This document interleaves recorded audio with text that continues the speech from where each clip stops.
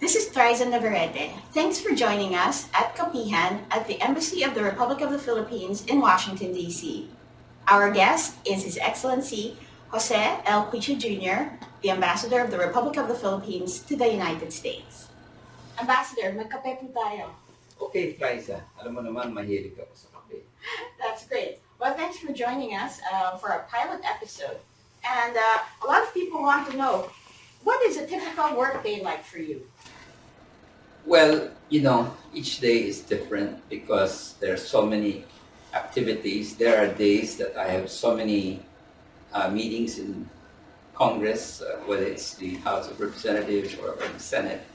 There are days, especially when they're in recess, that I don't have meetings on the Hill. So each day is somewhat different, but every day there are people who come to see me, who might be interested to know about some investment opportunities or who are concerned about certain developments in the Philippines that may have an impact on their businesses. So all I can say is that we're kept busy because we are trying to promote our economic interests, such as trade and investments.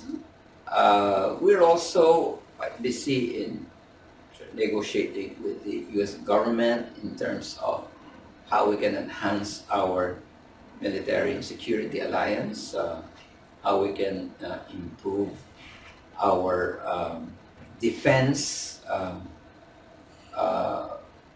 and security arrangements. And we're also tasked with assisting our nationals, particularly those who run into difficulties. And so some days we get calls from distressed overseas Filipino workers, so we have to send people from the embassy to attend to them. So that's why I said each day is somewhat different in terms of activities. A lot of people are familiar with your business background, and so would it be fair to say that the most important among all these objectives are economic and trade issues? No, I wouldn't say that is the most important, even though that is where I, of course, have a lot more comfort and confidence because I came from the private sector. But the other objectives, such as enhancing our security arrangements with the U.S., are equally important, and of course, providing assistance to nationals is likewise an important objective. We try to promote all three pillars of our foreign policy.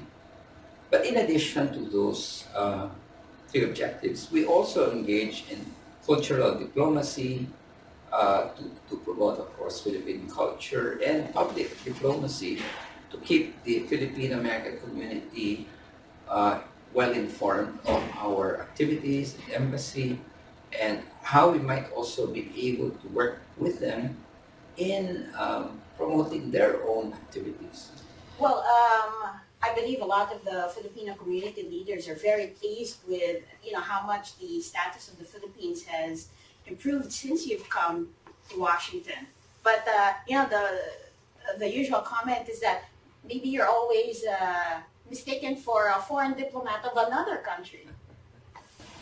Well, of course, because of my fair complexion, many of them are hard pressed to believe that I am Filipino. But when I start telling them that I was born in the country I was raised in, I speak fluent Tagalog, then they start believing that I am Filipino.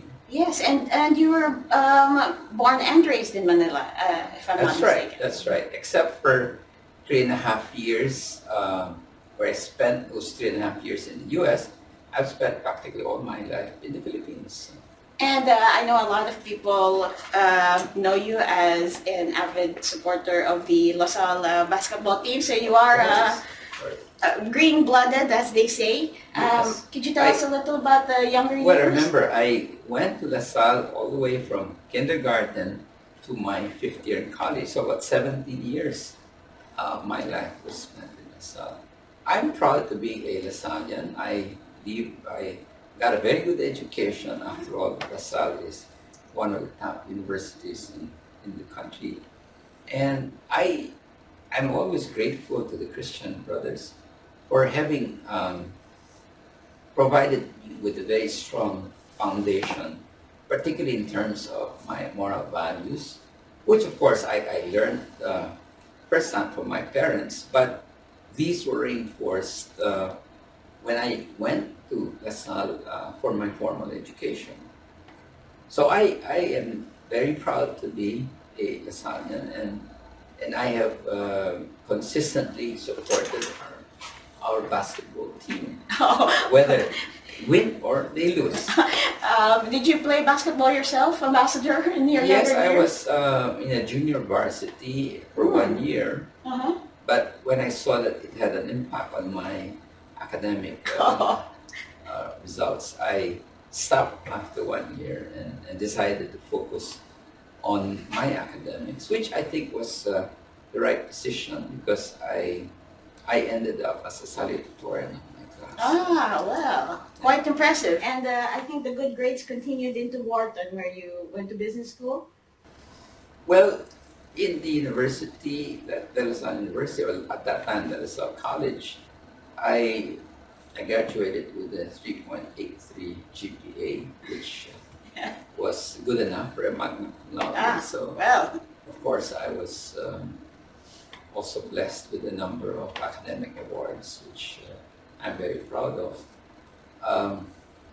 That also served to strengthen my chances of getting a scholarship at University of Pennsylvania when I applied for a master's in business administration admission into that program.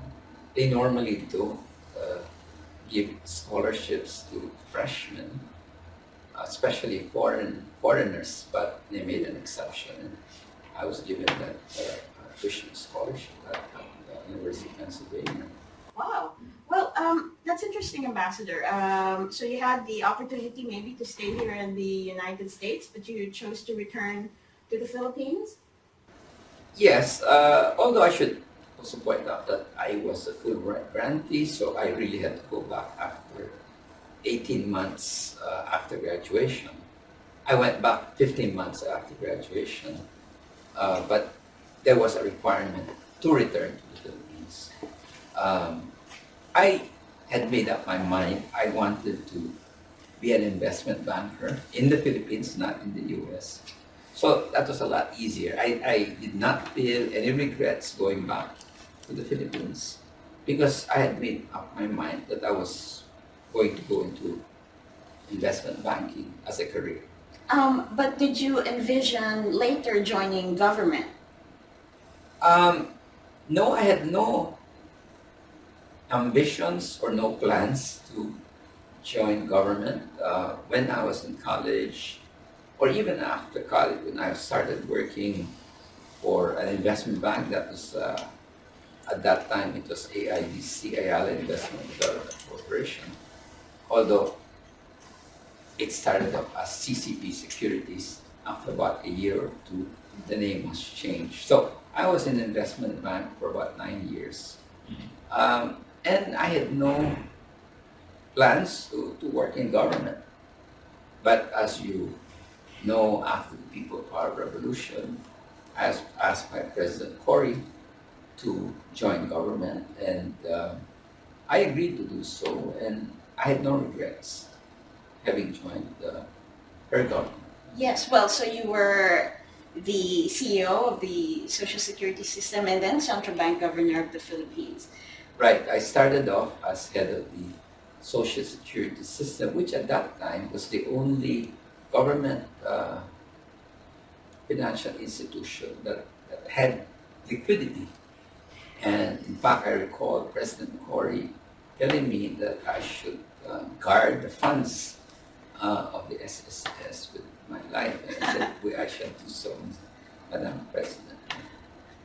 Well, so those are great years at the central bank, and I believe after that you joined the private sector again for a few years.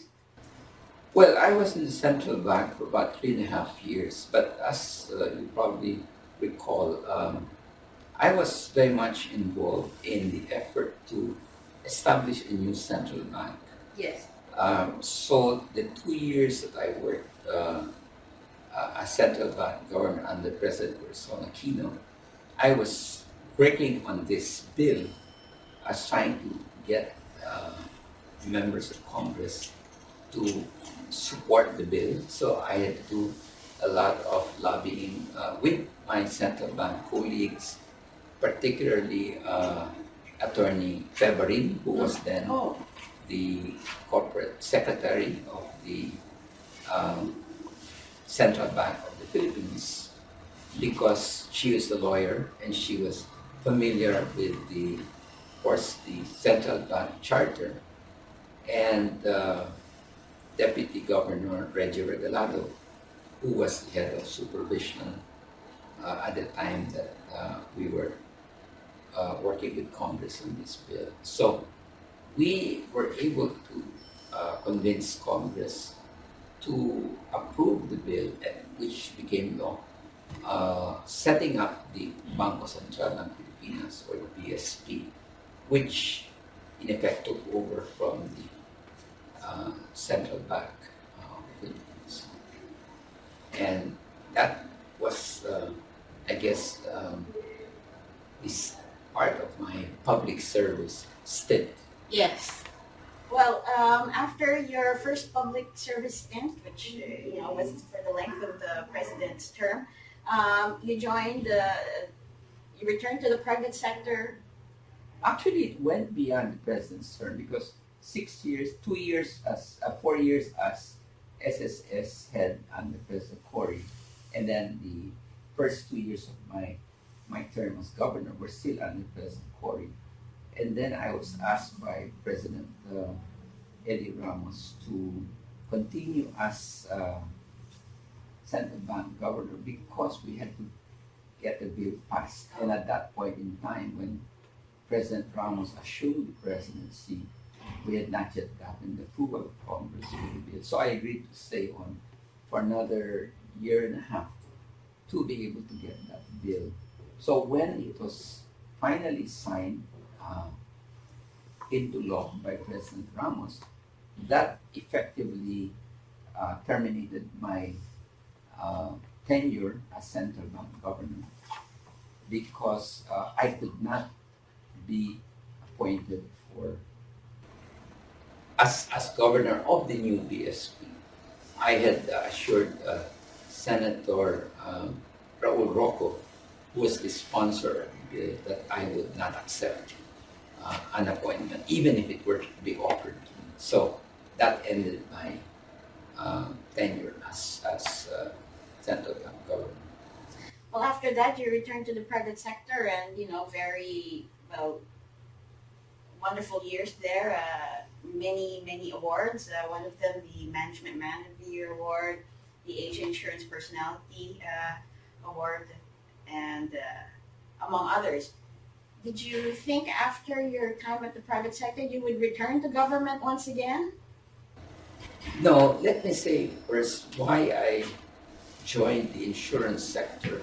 As you know, having stepped down as central bank governor, I was prohibited from joining any bank which the central bank had supervised, whether it's a commercial bank, universal bank, or a development bank. I was prohibited from joining the banking sector for at least, I think, a period of 1 year. But because, of course, I had to feed my family, I considered the offer of AIG to join them as head of the Philippine American Life Insurance Company, which was then owned by AIG.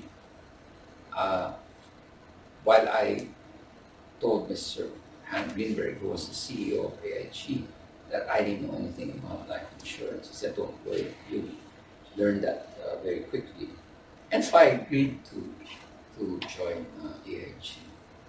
It was to me a very, I would say, a very enriching experience because I learned about life insurance and I felt that I was also able to make changes in the company, which enabled the company to achieve much greater heights of excellence as the leader in the life insurance industry and also the most profitable life insurance company in the country. And we were also able to institute changes in the industry, which I believe were helpful to promoting life insurance among the consumers in the Philippines. So I found that a very enriching and very fulfilling experience working in the private sector. Now, you ask whether I had plans to work again for government. No, I had no plans to work for government after my stint as President CEO of Philmlife. So my taking on the job as ambassador to the United States was not planned. I had no intentions to become a diplomat, and so it was something that just came along. Secretary De Rosario said that I could contribute to enhancing relationship in the U.S. and the Philippines because of my business connections with the U.S. through AIG and because of my business background that I could be very helpful in promoting economic diplomacy in the U.S. So I thought about it and I agreed that I could contribute to improving relations in the U.S. and the Philippines. Although I have to admit that it took me some time to be able to convince my wife because she wanted me to spend more time with my grandchildren and the family because, well, after my retirement, I had a few months working in a more relaxed way, and she wanted me to continue that. But eventually, I was able to convince her to allow me to go back to public service. Well, we're glad that you were able to convince her because coming up in April, you would be celebrating 3 years of you as ambassador to the United States. So, are there any particular memorable things or highlights from this past 3 years? Oh yes, definitely, because during this almost 3 years that I have been here in the U.S. as ambassador, we've had quite a number of very important visits of high-level U.S. government officials to the Philippines, and we've had also visits of high-level visits from the Philippines to the U.S. of our senior officials, starting with President Benigno Aquino, who came to the U.S. in June 2012. Of course, prior to that, Secretary De Rosario came a number of times to the U.S. and many other senior officials. On the other hand, we've had a number of high-level visits like Secretary Hillary Clinton in 2011 and 2012, and Secretary Kerry on I think this was December 2013, Secretary Chuck Hagel, August 2013, and many other officials from the U.S. Who came to the Philippines. So the relations between the U.S. and the Philippines are indeed on an upward trajectory, and as Secretary Clinton and Secretary Kerry themselves have said that the relationship between the U.S. and the Philippines have never been better, and we're very happy about that. I don't take credit for that because really it's the entire DFA team, including of course the officers and staff of the Philippine Embassy in Washington D.C., as well as the officers and staff of all our consulates, and of course our DFA team led by Secretary De Rosario. I must also acknowledge that the other agencies we've been working with, Department of Defense, Department of Trade and Industry, Department of Finance, and many other departments and agencies have worked with us in the embassy and the DFA in enhancing the relationship between the U.S. and the Philippines. Likewise, the U.S. Embassy and many departments in the U.S., including the State Department, Department of Defense, Pentagon, and so on, have all been involved in enhancing this alliance between the United States and the Philippines. Well, it's certainly been a busy 3 years then, and we look forward to another busy 2014 for you, Ambassador. Well, Kaisa, before I end, I would like to acknowledge that it has been a very enriching experience for me to have worked with the Filipino American community in the U.S. As I travel around the U.S., I've met many groups of Filipino Americans who have contributed significantly to American society, and we can be very proud of their contribution in many fields, whether it's the medical profession, in the arts, in the entertainment field, in the field of engineering, computer, electronics, and IT, business process outsourcing, etc. We can truly be proud of our Filipino workers and our Filipino American members of the community. And I look forward to continue working with them in 2014 and beyond. So I am very grateful to the Filipino American community who have been very supportive of the embassy and the consulates. And of course, let me say also that I want to thank the U.S. government and the American people for having made us feel so welcome here. They have been very supportive of the embassy and the consulates, and of course we look forward to an even more fruitful 2014, especially since we will have the privilege of hosting President Barack Obama when he comes to the Philippines sometime in April 2014. All right then. Well, thank you again, Ambassador. This concludes Kapihan at the Embassy of the Philippines in Washington, D.C. We invite all of you to send in questions for the Ambassador and for the rest of us at the Embassy at our email address, tambuli@philippinesusa.org. My name is Thriza Navarrete. Thanks for joining us, and we'll see you again next week.